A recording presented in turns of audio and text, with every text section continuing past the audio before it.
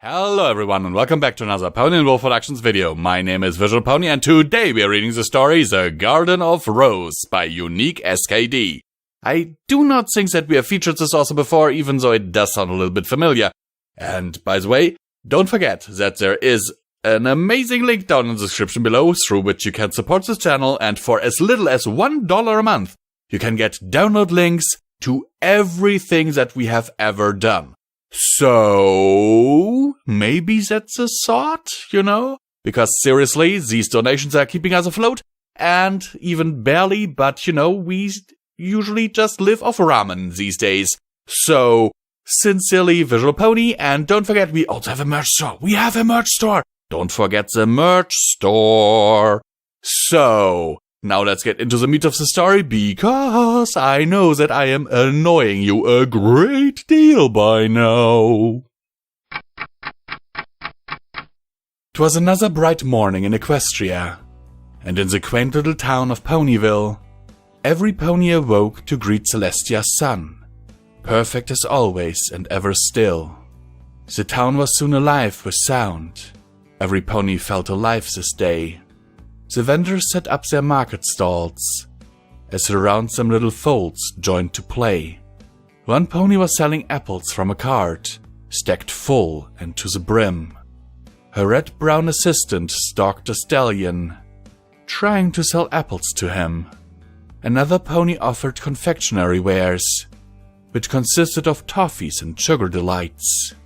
A pale green unicorn tried to steal one. A smack on her hoofs gave her a fright. A cross-eyed Pegasus delivering ladders knocked over another mailbox again, as she munched her muffin with contented glee, savoring the delicious taste within. Yes, indeed, 'twas a perfect day, as beautiful as those days before, for three best friends to help other ponies find their cutie marks and more. 'Twas a great day for a certain DJ, who rarely took her purple shades off to spin some awesome sick dub beats until the tiles of her roof shook off. Her dubstep tunes would aggravate her cello-playing mare friend, whose musical tastes were for the classical arts, such works like Mozart or Beethoven. 'Twas true, today was a beautiful day, as from the heavens the sun did glow, bearing down its warming rays of light upon the world far down below, and the light of day shone through the window into the bedroom of one certain mare, her coat a pale yellow, her eyes chartreuse green, and raspberry-colored streaks was her hair. She opened her eyes, awakened from her slumber, the warmth of sunlight upon her face, and with a yawn Roseluck greeted the new day. From her bed did she slip with grace. She showered herself and brushed her mane, until her natural beauty became clear, as so graceful and twice as lovely, true as the rose that adorned her rear. Downstairs she trotted to the kitchen, where she prepared her morning fill, a plate of greens with a side of rice, and topped off with a pinch of salt.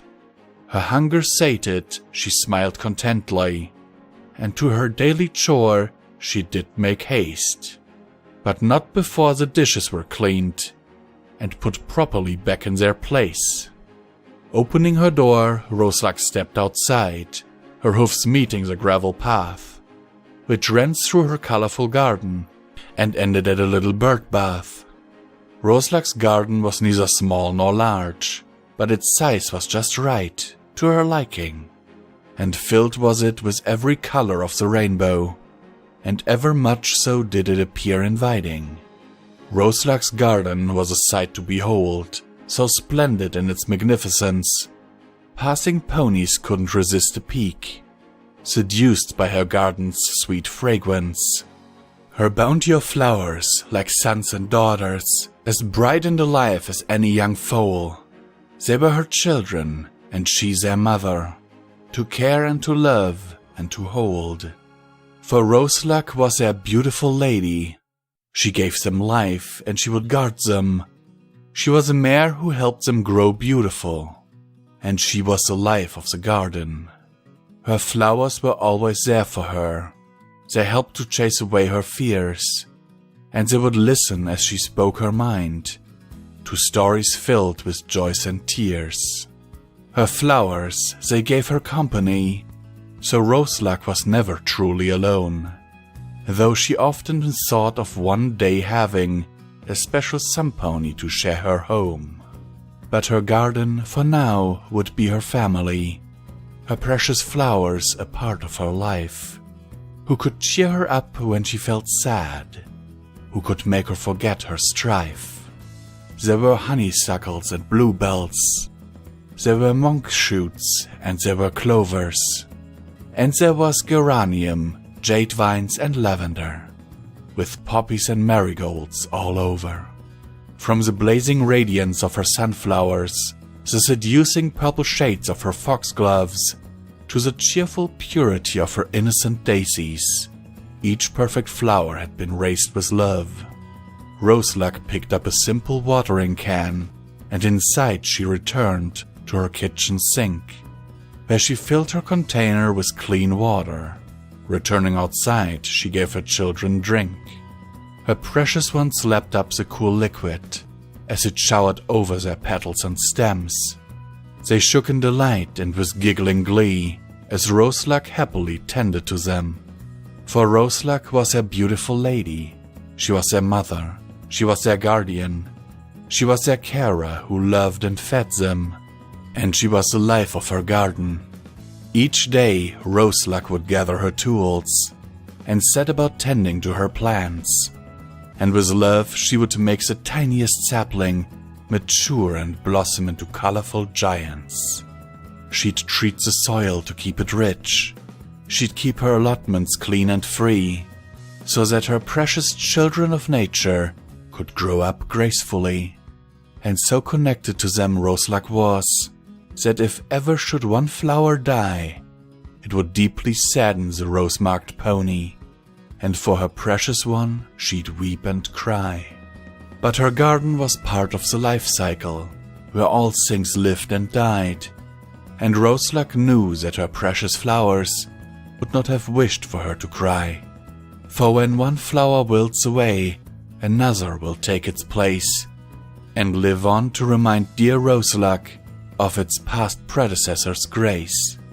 And Roseluck smiled as the warm sun rays so gently caressed her lovely face. She sighed contentedly, happy in the moment, being here in her garden, her special place. Her garden reflected her vision of heaven, a wonderful place of natural beauty, with flowers of 7 rainbow colors spread around and far for all to see. For Roseluck was the lady of her garden, the flower mother and their guardian, for she loved them and they loved her too, for she was the life of her garden.